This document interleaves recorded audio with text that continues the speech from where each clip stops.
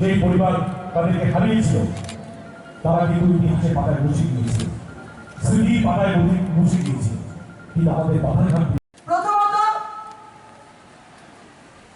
আজকে আমরা আমাদের প্রিয় মুখ্যমন্ত্রীকে ত্রিপুরা রাজ্যে যে 33% মহিলাদের সংরক্ষণ, এই যে মহিলাদের সশক্তিকরণের জন্য 33% রিজার্ভেশন যে উনি এনেছেন, তার জন্য উনি যে এই মায়েদের, বোনেদের এবং সকল স্তরীয় মহিলাদের চিন্তা করে এই যে 33% রিজার্ভেশন উনি দিয়েছে, তার জন্য আমরা সকল ত্রিপুরা রাজ্যের প্রত্যেক মহিলাদের থেকে প্রতিনিধিত্ব করে আমি ওনাকে ধন্যবাদ জ্ঞাপন করছি এই মঞ্চ থেকে।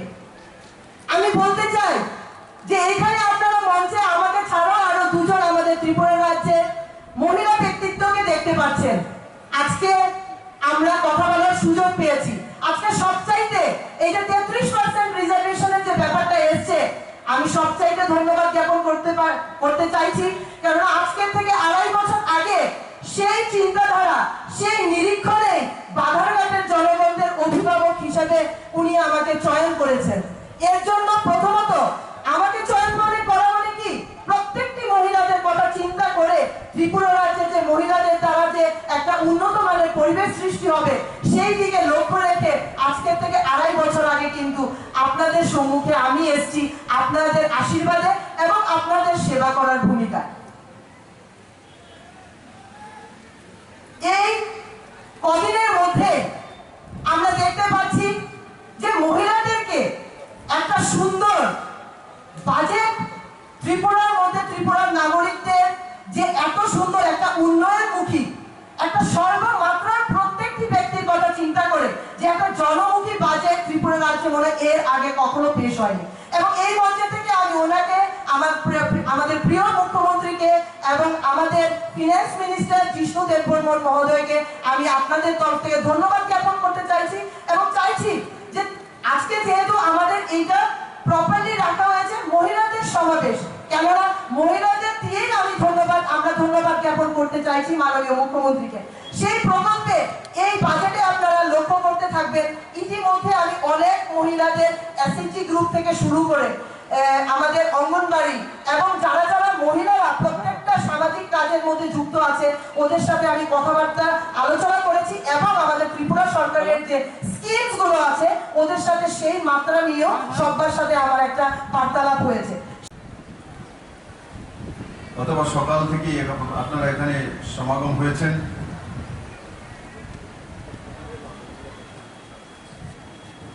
আমি প্রথমেই আপনাদেরকে ধন্যবাদ জানাবো যে আপনারা দীর্ঘ সময় এই ময়দানে সমবেত হয়েছেন। এখানে দুপুরে খাওয়া দাওয়া করে এসছে কে কে, যারা হাত তুলুন তো। কে কে খেয়েছে? খায়নি। সকালে কে কে খেয়েছে হাত তুলুন তো। সকালেও খাওয়া নাই, তার মানে সকালে না খেয়ে, দুপুরে না খেয়ে এই ময়দানে এসছেন আমাকে শোনার জন্য। আমি আবারও আপনাদেরকে অনেক অনেক সাধুবাদ, ধন্যবাদ জানাই। তার জন্য কৃতজ্ঞতা আমি জানাবো না, কারণ ভারতীয় মহিলারা উপবাস করতে জানে। ভারতীয় মহিলারা উপবাস করতে জানে। সোমবারে কোনো ব্রত করবো উপবাস থাকবে, মঙ্গলবার উপবাস। মা বলে দিতেন, মানুষের জিজ্ঞাসা করলো কিন্তু কইস না খাইয়ে গেছস। কিন্তু ভারতীয় মহিলারা উপবাস করতে জানে। নবরাত্রার সময় শুধু ভারতীয় মহিলারা নন, দেশের প্রিয় প্রধানমন্ত্রী নরেন্দ্র ভাই মোদী উপবাস করে থাকেন। এমনকি তৎকালীন আমেরিকান প্রেসিডেন্ট ওবামা মহোদয়কেও উপবাস করে ছাড়িয়ে দিয়েছিলেন আমেরিকাতে গিয়ে, কারণ প্রধান অতিথি যখন উপবাস করছে তখন উনিও ওনার সামনে খেতে পারছিলেন না। ওবামাজি যখন ভারতে এসেছিলেন তখন উনি বলছিলেন সাংবাদিকদেরকে, মোদি তো মেরে को भी उपवास करवा दिया था। তার জন্য এই ভারতীয় পরম্পরা, ভারতীয় ব্যবস্থা। কেউ যদি ভাবে ভারত এক ভূখণ্ড, ভারত এক ভৌগোলিক সীমা, भारत एक भौगोलिक सीमा नয়, भारत एक व्यवस्था, भारत एक परंपरा, भारत एक संस्कृति।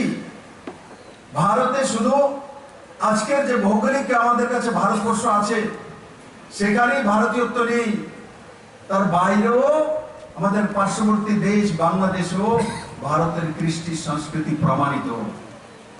আমাদের পাশে শ্রীলঙ্কা, নেপাল, ভুটান, তার মধ্যেও ভারতীয় সংস্কৃতি বিদ্যমান। भारत एक शुद्ध भूखंड नয় बंधु, भारत एक जीता जागता एक राष्ट्रवाद, एक राष्ट्र चिंतन। और तार मध्य सबचेয়ে बड़ भूमिका यदि केउ पालन करे तो महिलारा पालन करे। भारत एकत्रित परिवार, एकत्रित पुरुषের জন্য নয়, মহিলাদের জন্য। মার কারণে পরিবার একত্রিত থাকে, মা সন্তানদেরকে এক জায়গায় রাখে, মা লালন পালন করে, মায়ের কারণে ভারত এক জায়গায় থাকে। তার জন্য ভারতকে মাতৃতান্ত্রিক দেশ বলা হয়, ভারত মাতা কি জয় বলা হয়, ভারত পিতা কি জয় বলা হয় না। আমরা পুরুষ আছি কিন্তু আমাদের জয়ধ্বনি দেওয়া হয় না, জয়ধ্বনি দেওয়া হয় মহিলাদের। আজকে ত্রিপুরাতে নতুন সরকার আসার পর হোম ডিপার্টমেন্টে প্রথম 10% রিজার্ভেশন আমি এনেছিলাম।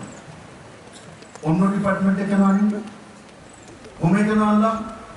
গৃহ মন্ত্রণালয়ে কেন আনলাম?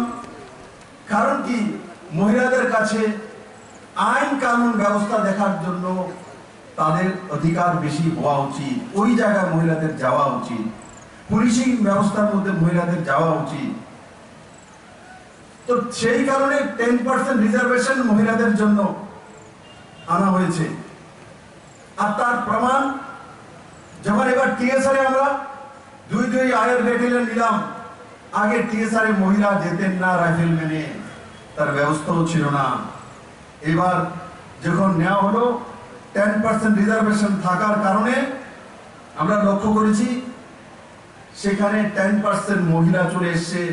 এমনকি এমএ এমফিল করা মেয়ে টিএসআর এর রাইফেলম্যানের জব পেয়েছে, ত্রিপুরাতে প্রথমবার হয়েছে। মহিলারা এখন রাইফেল ওঠাতে জানে।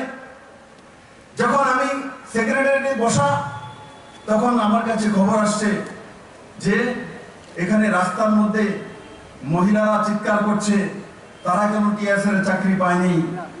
আমি বললাম গর্ব হয়নি, আমি তো খুশি। বলে কেন স্যার? বলে মহিলারা টিএসআর এর চাকরি চাইছে, সেটাই তো বিপ্লব দেব চাইছিল, এটাই তো হয়ে গেছে। আমি তার জন্য তো বসেছিলাম যে মহিলারা কবে আন্দোলন করবে যে টিএসআর আমরা ঢুকবো। কিন্তু প্রশাসনের লোক বোঝেনি। আমাকে কে বলতে, স্যার রাস্তার মধ্যে সমস্ত মহিলা হয়ে পড়ছে, তার মধ্যে জনজাতি বড় মাত্রায়, মহিলারা বলছে তাদেরকেও টিএসআর এর চাকরি দিতে হবে। বলুন তো আপনারা এখানে বড় মাত্রায় মহিলা রয়েছেন, কোনদিন ত্রিপুরার বুকে এই সরকার আসার আগে কোন মহিলা আন্দোলন করেছে যে টিএসআর আমাকে চাকরি দিতে হবে? ভারতীয় জনতা পার্টি নরেন্দ্র ভাই মোদীর নেতৃত্বে যখন সরকার এসছে তখন গিয়ে মহিলারা বলছে আমরাও টিএসআর এর চাকরি করব, আমরাও রাইফেল উঠাবো, আমরাও রাজ্যকে সিকিউরিটি দেবো। সেই জায়গায় ত্রিপুরার মহিলারা পৌঁছে গেছে। বন্ধুরা, আমার মায়েদের মনে হতে পারে মুখ্যমন্ত্রী আমাদের উপরে এহসান করেছেন 33% রিজার্ভেশন দিয়ে সরকারি চাকরি বাকরির মধ্যে বা অন্যান্য সুবিধাগুলো। এহসান করিনি আমি ত্রিপুরাকে প্রতিষ্ঠিত করার জন্য, ত্রিপুরাকে এক জায়গায় নিয়ে যাওয়ার জন্য, শ্রেষ্ঠ ত্রিপুরা তৈরি করার জন্য, এক শ্রী ত্রিপুরা, ডেভেলপ ত্রিপুরা তৈরি করার জন্য, তার জন্য মহিলাদের জন্য রিজার্ভেশন এনেছি। কারণ কি, আমি জানি যে 50% উপরে মহিলা ত্রিপুরাতে রয়েছে। যদি মহিলাদের কাছে রোজগার না যায়, মহিলাদের কাছে পয়সা না যায়, তো ত্রিপুরা কোনোদিন নিজের পায়ে দাঁড়াতে পারবে না। কারণ কি, 50% যদি অবহেলিত হয়, 50% দিয়ে ত্রিপুরাকে দাঁড় করানো যাবে না। তার জন্য রিজার্ভেশন এনেছি মহিলাদেরকে 33% বন্ধুরা। সেটা পুরুষদের স্বার্থ হয়েছে, শুধু শুধু মহিলাদের স্বার্থ হয়েছে তেমন না, সেটা পুরুষের স্বার্থ হয়েছে। বন্ধুরা, আমি সব জায়গায় বলি, এখানে মহিলারা না খেয়ে সবাই বসে আছেন। এখন বাসন্তী পূজা চলছে, কালকে আমি বাসন্তী পূজায় গিয়েছি, প্রসাদ দিয়েছে, খেয়েছি, কিন্তু আমার বাড়িতে মা আছে, অন্যান্য লোকজন আছে, আমি কিন্তু কারোর জন্য প্রসাদ নিয়ে আসিনি। যদি আমার মা যেতেন, যদি আমার পত্নী যেতেন, যদি আমার মেয়ে যেতেন, তো প্রসাদ নিয়ে একটা কাগজ চাইতেন, বাড়িতে একটু বাবুর লেগে লয়ে যাবো, মার লেগে লয়ে যাবো, ভাইয়ের লেগে নিয়ে যাবো, 2টা আপেলের টুকরা নিয়ে আসতেন, আর বাড়িতে টুকরো করে করে একবার মাকে, একবার বাবাকে, একবার ভাইকে, সবার মধ্যে প্রসাদ বন্টন করে দিতেন। মহিলারা যখন কোন মন্দিরে যায় তো প্রসাদ পুরো পরিবারকে দেয়। পুরুষরা যখন যায় নিজে খেয়ে চলে আসবে, বাড়িতে এসে রাত্রেবেলা খিচুড়ি খেয়ে আসবো, এসে বলে আমি তো লাবড়া খিচুড়ি সব খেয়েছি আমার বাড়িতে, মিনিমন্দার বাড়িতে, তো 2% পয়সা কম লাগবে। তার কারণ এখন এই মহিলারা এখানে না খেয়ে বসে আছে, বাড়িতে গিয়ে আবার রান্না করতে হবে, সবাইকে খাওয়াতে হবে। এখানে কেউ আছে মহিলা যেখানে হিম্মত আছে, মোবাইলটা ধরে ফোন করবে স্বামীকে যে আমার একটু মুখ্যমন্ত্রীর ভাষণটা শুনতেছি, দেরি হইব, তুমি বারটা বয়ালাও। কে কে আছে মহিলা? হাত তোলেন তো দিই, ফোন করে পৌঁছে দিই। দেখেন, একজনের হিম্মত হয় না, একজনের হিম্মত হয় না যে বলবে তুমি রান্না করে নাও। বিপ্লব দেব ওই দিন চাইছে যে হ্যাঁ, মহিলারা যখন কাজ করবে সেও ফোন করে বাড়িতে যাতে পুরুষকে বলতে পারে আমি দেরি হচ্ছে, অফিস থেকে আসছি বা বাজারে গেছি, কোনো মিটিংয়ে গেছি, তুমি রান্না করে নাও। আর পুরুষ রান্না করলে তার কোনো কমও হয় না। আমি জীবনে বহু রান্না করেছি, রান্না করার কারণেই আবার এখানেও পৌঁছে গেছি। কেউ যদি ভাবে যদি রান্না করি, যদি বাসন ধরি, তাহলে আমার পুরুষত্ব চলে যাবে, সে পুরুষ নয়, কাপুরুষ ব্যক্তিত্ব। বন্ধুরা, কাপুরুষ ব্যক্তিত্ব। নিজের কাজ আজও মাননীয় প্রধানমন্ত্রী নরেন্দ্র ভাই মোদী নিজের কাজ নিজে আজও করেন। মাননীয় প্রধানমন্ত্রী নরেন্দ্র ভাই মোদী উনি রান্না করে খেতে জানেন। 12 বছর উনি হিমালয়ে ঘুরেছেন। ওই দিন আমাকে বলছিল যাওয়ার সময়, मैं 12 साल घुमा था, खाना खुद बनाता था, मेरे साथ तुम्हारे इस संस्कृत कॉलेज का जो प्रोफेसर एक है, उनका दोस्त है, वहाँ एक जो বন্ধু আছে এখানে আছে, কেউ চিনে না, জানে না। ও আমার সঙ্গে ছিল, ও রান্না করতো, আমি রান্না করতাম। ছোট্ট একটা আমার ব্যাগ ছিল, এটার মধ্যে আমার গামছাটা ছিল, আমার জামাটা ছিল, এটা নিয়ে করতেন মাননীয় প্রধানমন্ত্রী। আর দেশের প্রত্যেকের মাসিয়া হয়ে গেছে। তাই বন্ধুরা, এই যে 33% রিজার্ভেশন মহিলাদের জন্য, সেটা মহিলা সশক্তিকরণের জন্য। আমিও দেখেছি, আমার মা আছে, আমার বোন আছে, দেখি এত কষ্ট করার পরে যখন বাড়িতে যাবে রান্না করবে, রান্নাতে যদি একটু লবণ বেশি হয়ে যায় বকা খাবে। তারপর কি বলবে? যদি মুখে একটু মহিলা বলেই দেয় লবণ একটু বেশি হয়েছে, কি হয়েছে, একটু ভাত লয়ে নাও। আচ্ছা, রোজগার করে চাওয়া নেই, আমি আমার বেশি ভাত খাওয়াই মারতে চাও, যাও খানা দানা রান্না করলাম, আয় না তুমি বাবার বাড়ি যাওয়া, বইটা দেয়।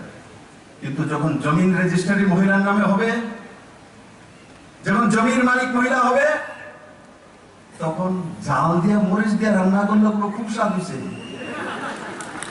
তখন খুব স্বাদ হয়েছে। কারণ কি জানে, যদি কয় যে রান্না তো খারাপ হয়েছে, মরিচ বেশি, যদি কেউ বাবার বাড়ি যাও না, তো দলিলটা বোকাল নিয়ে যাবো।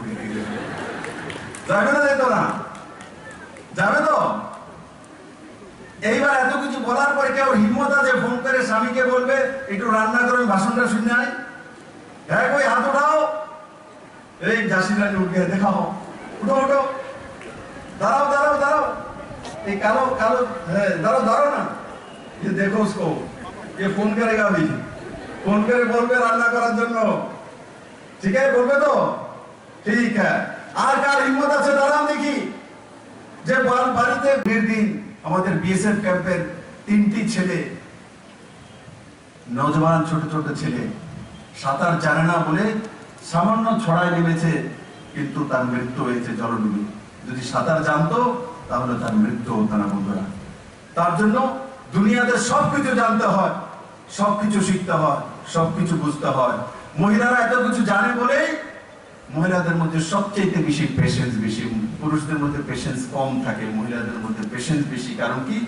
তাদের মধ্যে ধৈর্য তার কারণে বেশি, তারা বেশি কাজ করে। কারণ মহিলা যখন চাকরি করে তখন বাড়িতে আসে, বাড়িতে এসে চাকরি করে আসলো 8 ঘন্টা ডিউটি, বাড়িতে এসে হয়তো বা শাড়িটা চেঞ্জ করে কিচেনে ঢুকে যাবে রান্না করার জন্য।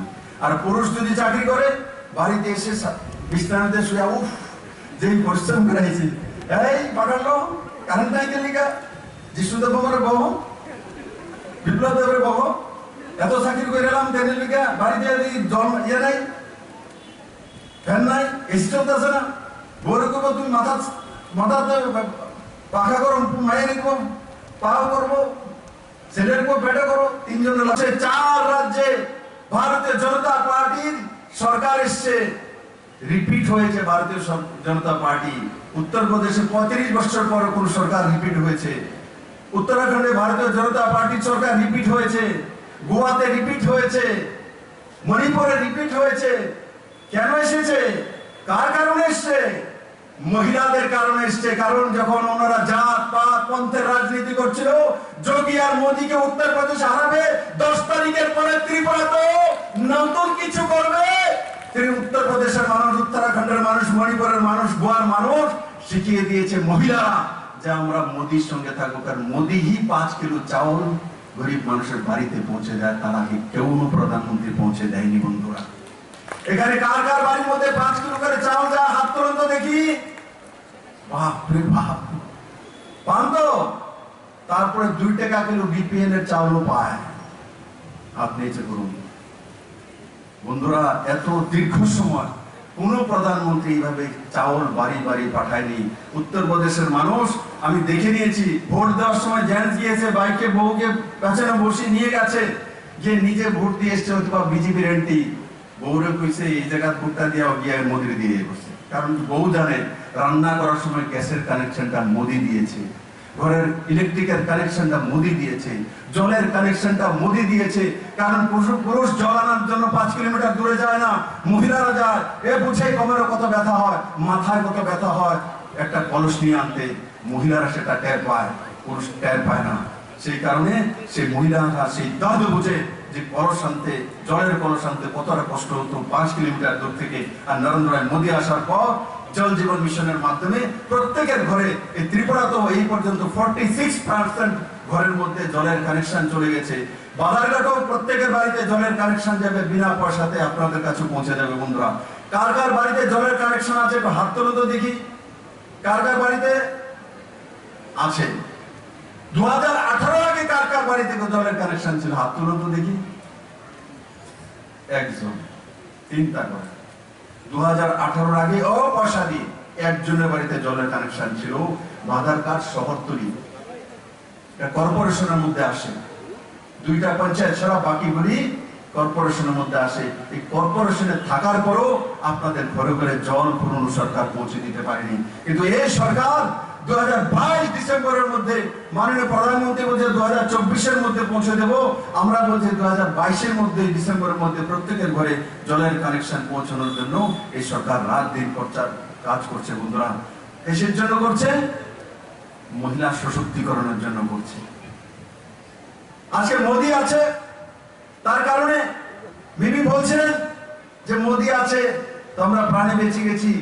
বলছিল, আমি তো বলি যদি মোদী না থাকতো, যদি এখানে যদি সিপিএম এর সরকার থাকতো, আপনাদেরকে সবাইকে রাস্তায় নামে হতো করোনার বিরুদ্ধে আন্দোলন করার জন্য। কারণ আন্দোলন ছাড়া কোনো কিছু হয় না, এটাই সিপিএম এর রাস্তা ছিল। এই করোনার তোমাকে যেতে হবে, নাইলে সংগ্রাম চলবে করে তোমাদেরকে আপনাদেরকে বিনাশ করে ছেড়ে দিও। তার মোদী আপনাদেরকে লকডাউনে বাড়ির মধ্যে রেখেছে, সোশ্যাল ডিস্টেন্সিং শিখিয়েছে, মাস্ক পরিয়েছে, স্যানিটাইজার বাড়ি বাড়ি পৌঁছে দিয়েছে, আপনাদের টেস্ট করেছে, আপনাদের করোনা টিকাকরণের ব্যবস্থা করেছে, আপনাদেরকে জীবন দিয়েছে, আপনাদের লাইফ বেল্ট করে দিয়েছে। মা বাবা আপনাদেরকে জন্ম দিয়েছে। কিন্তু পুনর্জন্ম যদি কেউ দিয়ে থাকে তো নরেন্দ্র মোদী 130 কোটি ভারতবাসীর পুনর্জন্ম যদি কোনো ব্যক্তি দিয়ে থাকে, সেটা নরেন্দ্র মোদী করেছে। বন্ধুরা, আমরা মানুষ অনেক সময় আমরা ভুলে যাই। আমি বলবো না এখানে কি হয়েছে কি না, কিন্তু আমি আপনাদের সমস্ত মহিলাদেরকে বলবো, আপনাদের যে যে প্রাপ্যগুলো সেগুলি বিষয়ে জানা, বোঝা এবং সঠিক দিশায় কাজ করা, এবং মহিলা সশক্তিকরণের যেই কাজগুলো হাতে নিয়েছি সেগুলো অধিকার নেওয়া।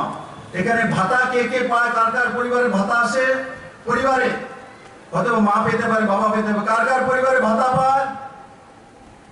আগে কত করে ভাতা পেতেন? 500, 700, তার উপরে কেউ ভাতা পেত না। এখন 1000 টাকা করে একসঙ্গে ভাতা পেয়েছে। আগামী দুর্গা পূজার আগে প্রত্যেকটি ভাতা প্রায় 4 লাখ ভাতা 2000 টাকা করে এই সরকার দিবে। কমিউনিস্টরা ভেবেছিল বিপ্লবদের কোথা থেকে টাকা আনবে, দিতে পারবে না। এবার বাজেটে সেটা রেখে দিয়েছি। বিপ্লব দেবই পারে, কারণ কি বিপ্লব দেবের সঙ্গে মোদি আছে। মোদি আছে তো সবকিছু করা যেতে পারে। এই সরকার সেটা প্রমাণ করে দিয়েছে। আর এই বড় মাত্রায় এখানে মহিলারা একত্রিত হয়েছেন দীর্ঘক্ষণ যাবৎ, প্রায় 3:30, 3:20 বেজে গেছে। আমি আপনাদেরকে ধন্যবাদ জানাবো, সাধুবাদ জানাবো যে দীর্ঘক্ষণ এই হয়তো 11টা বার। Subscribe to Tripura Info and press the bell icon so that you never miss any latest updates and news on Tripura.